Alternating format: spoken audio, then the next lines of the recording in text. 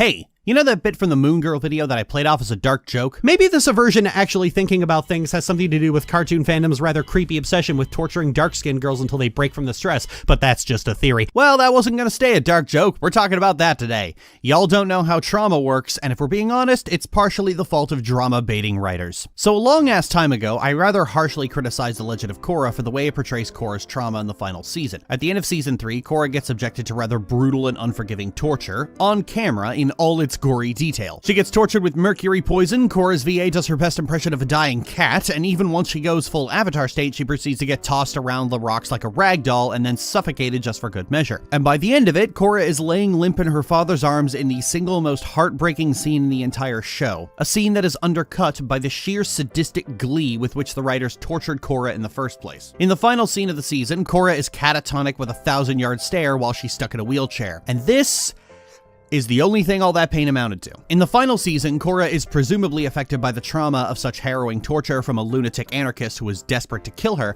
but halfway through it turns out the actual problem is there was some mercury poison in her body, and once she gets it out and has a confrontation with her abuser, she's just completely right as rain. Probably carrying around that metal doesn't help.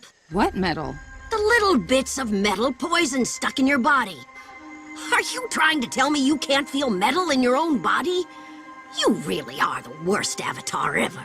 I thought Sue got it all out.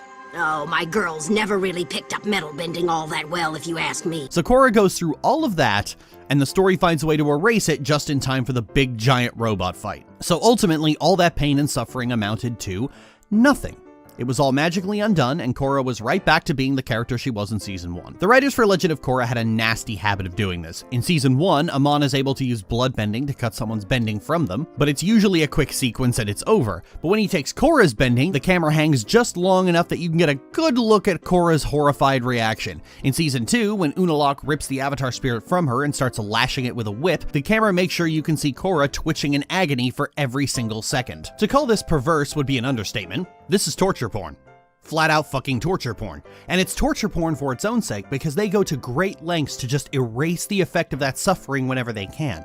Some people call Korra's behavior in Season 4 a realistic depiction of trauma because some people view trauma as being sad and demotivated. It's not. Trauma is far deeper than that. Trauma doesn't make you a better person, it doesn't make you stronger, it just hurts you, and prolonged trauma affects you in ways you likely would not expect. Trauma, especially sustained trauma or childhood trauma, stays with you. It affects you and influences the things you think and believe. Your experiences are what shape you, and the problem with these stories is that the experiences are erased when they're inconvenient. In fact, the ultimate goal of recovery, from the point of view of these stories, is to get back to normal, to return to the status quo. A realistic portrayal of trauma from Korra would mean it affects the way she thinks and believes, not because of sadness disease, but the sheer circumstance by which she was tortured to begin with. Much of Korra's suffering comes from the fact that she's the Avatar and therefore expected to sacrifice everything she is for the sake of the greater good. This was a lesson Avatar Yang Chen gave to Aang, which he summarily ignored. But so far, all that has achieved is that people expect her to solve everything, and all she gets in return is, well,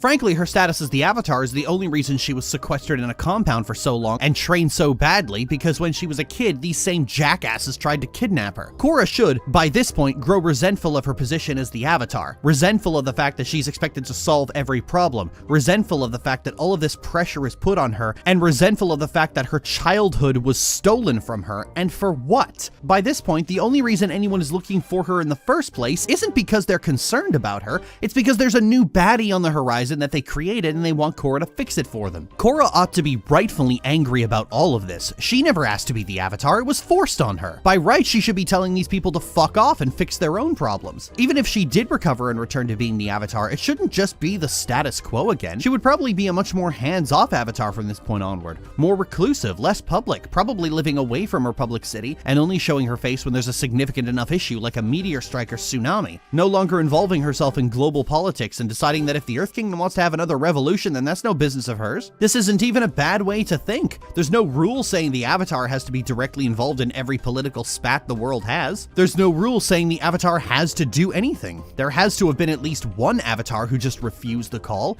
and after everything Korra has been through, it's only natural that she would start setting boundaries with the world. Like, fine, I'll come out to stop a tsunami, I don't hate the world after all, but I'm through dealing with your civil unrest for you. Suck less at being leaders, maybe? By rights, the Avatar shouldn't have been acting as a glorified cop in the first place, and that's not an unhealthy conclusion for Korra to come to. Trauma affects the way you think, but not all those effects are unreasonable. It's just natural to come to a different way of thinking after you've been through hell. This is what makes trauma compelling as a story. The traumatic event is, in all honesty, not very important. What is important is how it influences the way a character grows and thinks and what they prioritize and believe. They could become jaded, bitter, and apathetic to the rest of the world. They could also become motivated and determined. They could thirst for revenge on the person who wronged them. Depending on the exact nature of how they suffered in the first place, they could come to distrust and revile authority. And Korra would understandably come to the opinion that she is given too much already. Character development is often positive, but it can just be lateral. A shift in how a character thinks that is neither positive nor negative. Furthermore, positive and negative are relative. What could be positive development to one person could be negative development to another. But no, fuck character development, fuck reflecting on things. Let's just lock Korra in a room with her abuser until she's the real Avatar again, just in time to protect the status quo like she always does. This show is brought to you by centrist white men. This isn't a compelling use of trauma. This is using trauma for cheap drama in the moment, but being unwilling to commit to it. They wanted the last season to be another, and then the Avatar stops the bad guy and saves the world, but they had this in the way, and so they did some writing bullshit and it was gone. They didn't care about doing anything with Korra's trauma because that's not why they tortured Korra in the first place. The Legend of Korra was not a character-focused show. They wanted to spend more time with the villains, and Korra herself was an afterthought for 4 seasons. They tortured Korra because they like torturing girls. Luz Noceta has the exact same problem Korra has, though without the creepy fetishistic obsession with torturing girls. Mostly. See, Dana Terrace is one of those writers. The kind of writer who is really into depressing macabre shit, but entirely on a fangirl surface level. Whereas another writer would design a sleep paralysis demon as a proxy representation of a character's fears and insecurities coming to haunt them in the horrific period between sleep and wakefulness, where your brain is on full overdrive and your body is helpless to resist the images it conjures for you. Dana designs a sleep paralysis demon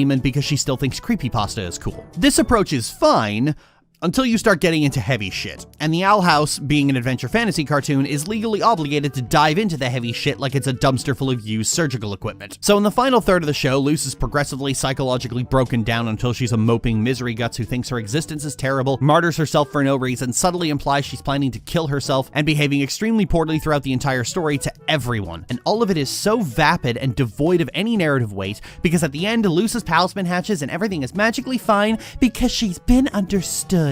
Oh, what's that? Your friends might be dead? You're indirectly complicit in genocide? That's not important as long as mommy likes the fact that you're a nerd. Lily, didn't you complain this was going on too long? Now you're complaining it was all resolved instantly? No, you idiot, pay attention. The thing is, the reason Luz's trauma response changes is because if Luz is moping and sulking and hiding away from everyone, it can be dragged out. The Owl House went serialized at this point, and so dragging out 2 episodes of story into 7 is pretty much the standard. I can't begin to emphasize just how much the story shifted to accommodate this. They had no time for this shit and wasted it on this shit anyway. There's no story here. It just treads water until the end of For the Future because the end is where you can put the big drama reveal. But once again, the defense is that it's realistic. It's not. Everyone responds to trauma differently, and Luz, by rights, shouldn't just be reclusive and hiding away from everyone. She already had a trauma response. It was motivated and driven. Her fight or flight response was to fight. This was interesting as a character piece because characters whose trauma response is fight are quite rare. This set her out from an ocean of other 1,000-yard stare hashtag traumatized characters out there. It's the kind of trauma response that a worse writer would decide makes someone a villain, but here it's decidedly heroic. But now she don't do shit,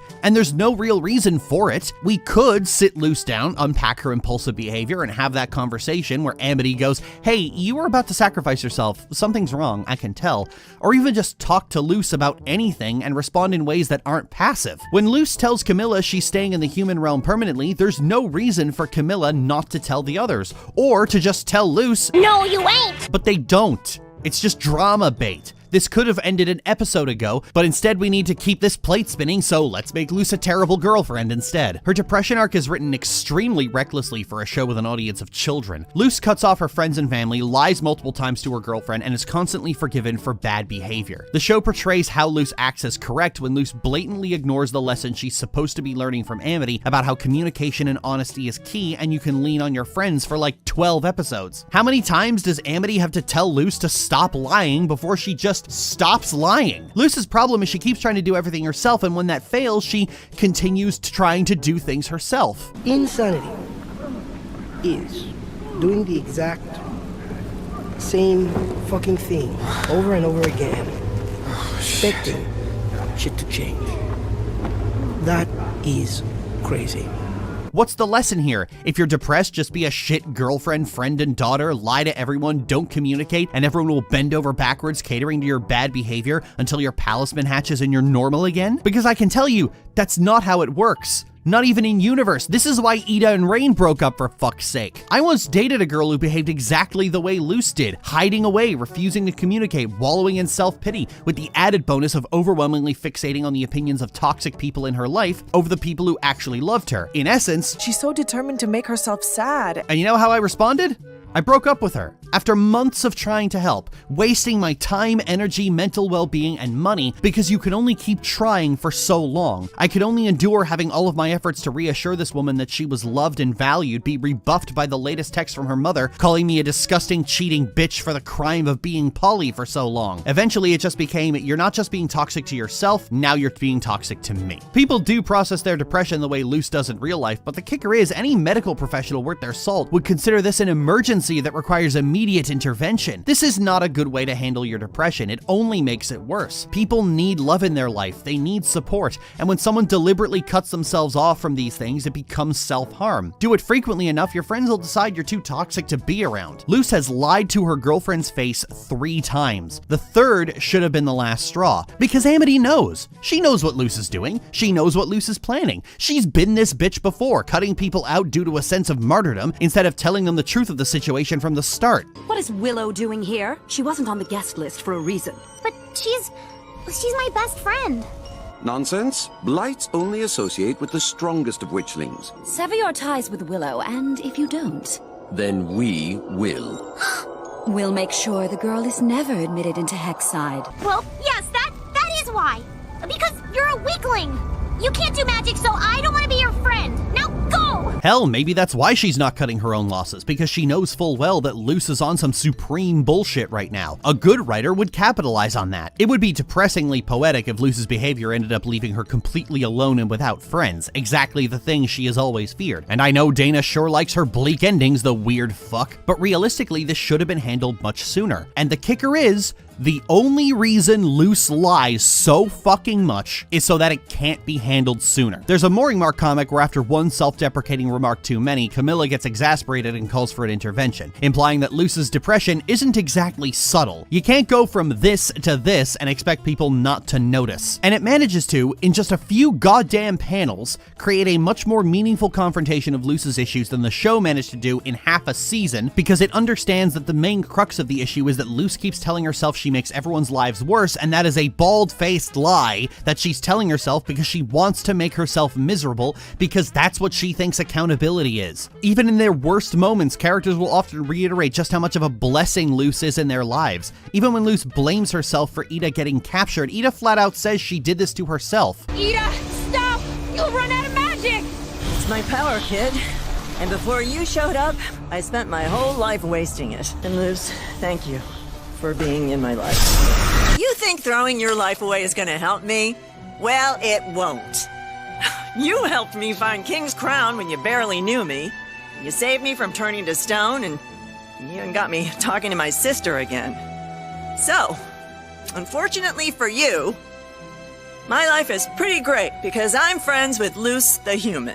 All I'm saying is, Dana, would it have fucking killed you to just have a scene where Luce cries while being hugged by the people who love her, you miserable emo prick? This isn't realistic. You can't be realistic while stalling for the third act reveal. Fandom uses realistic as a catch-all term for I like this. It's an association fallacy. They believe realistic equals good. They believe if they like it, it's good. Therefore, if they like it, it's realistic. But the truth is, yeah, fandom does love this shit. They love watching characters angst forever. They love their 3,000 word slow burn hurt with no comfort fix. They love watching characters suffer, especially if they're women and especially if they're black, and Luce is both. Fandom has long had a poor view of mental illness. Look at how many people insisted Catra had borderline personality disorder because she, hang on, let me check, was extremely violent and aggressive. Hell, BPD is just their latest fad disorder that they stick onto any villain they want to woobify. It was histrionic personality disorder just 3 years ago, and ASPD just 6 years ago. Fandom keeps looking for new ways to say bitch disease and throwing actually neurodivergent people under the bus for the sake of their blorbo. Mental illness in television, especially cartoons, and especially fantasy cartoons, are always going to be at odds with each other because television has a requirement to be entertaining, and mental illness portrayed accurately is boring. Neurotypical people think depression is the big sad, where you're standing on a rooftop staring off into the sunset while Gandalf's Fall plays in the background, just waiting for the love of your life to come convince you not to jump. But depression is actually lying in bed at 3 in the afternoon, staring at the ceiling, your hair plastered to your face because you haven't showered in a week, and the makeup from 2 weeks ago is still crumbled on your face, and one eye is closed because your mascara crumbled into it, and the last thing you ate was a handful of old theater popcorn yesterday. Mental illness will not affect people in ways that make sure they're still sexy to onlookers. The truth of the matter is, fandom likes it when characters are mean and harsh and edgy and loners, and they think that's realism because of the same real equals bleak mentality most people grow out of at 17. There is no realistic response to trauma. Everyone responds to trauma differently, and Luce already had a trauma response. It was proactive, corrective, determination, motivation. Bad things happen and she's motivated to do something about it. The only reason it changed was because if Luce is mopey and bitchy and secluded away from everyone, they can drag it out until her palisman hatches. And that was it. It was all manufactured for the big reveal, which is just what bad writers do now. Stretch shit out as long as possible, because if they tease you, you'll keep watching. It's all shock value, and that is a terrible way to treat trauma. I've already spoken about She-Ra at length, but what I find compelling about these discussions is that in the 2020s, and especially in the face of a great deal of criticism regarding She-Ra, a lot of fandom, She-Ra's in particular, has just gone completely mask off. Aversion to critical discussion is at an all-time high, and fandom likes to act as if it's entitled to be as shallow and exploitative as it possibly can. The reason I highlight She-Ra is because She-Ra had 5 entire seasons dedicated to just watching Catra brutalize Adora in an obscenely fetishistic way. The sadism on display was nothing short of absurd. The violence was visceral and brutal and sickening, and then ended with romance. Don't you get it? I love you! I always have! Come on. Light, and you were there.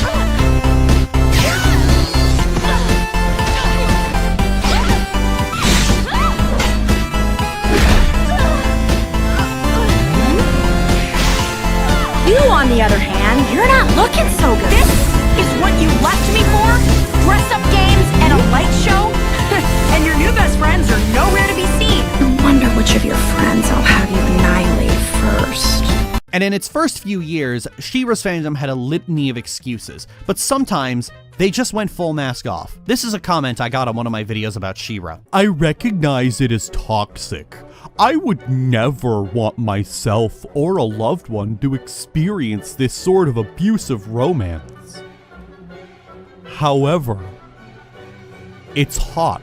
Fantasy is what it is, and if no real people get hurt, then I say that's no one's business. Red flags here! I don't care to hear the arguments about this sort of storytelling teaching viewers to either be like Catra or take that sort of abuse as if it's normal. Can't warn anyone from making a tragic mistake without a red flag! I understand this, and all I can say is not every story is for every person. Big red flag! mistake! If you don't care to hear the arguments, why are you here, you creepy misogynistic pervert? Shouldn't you be out informing the neighbors that you just moved in? Not only was this creepy fuck here saying it didn't care about the arguments, yet was commenting on the video anyway, it felt the need to inform me that it found women being brutalized to be hot. Hell, I once posted on Twitter asking what the appeal of this kind of violence was and was inundated with a bunch of 15-year-olds going, because it's hot. Now, hearing this from 35-year-old women who never grew out of their twilight phase is one thing. Hearing this from teenagers is deeply fucking disturbing and is making me wish I'd taken the issue of perverts in fandom more seriously 13 years ago when it was first becoming a noticeable problem. But I'm certainly now eyeing the owners of AO3 and loading a shotgun with malicious intent. Cachordora's fandom growing increasingly hostile and desperate ultimately led to them saying the quiet part out loud. They don't like this because it's realistic or a good character arc or a story about abuse and recovering from trauma or enemies to lovers.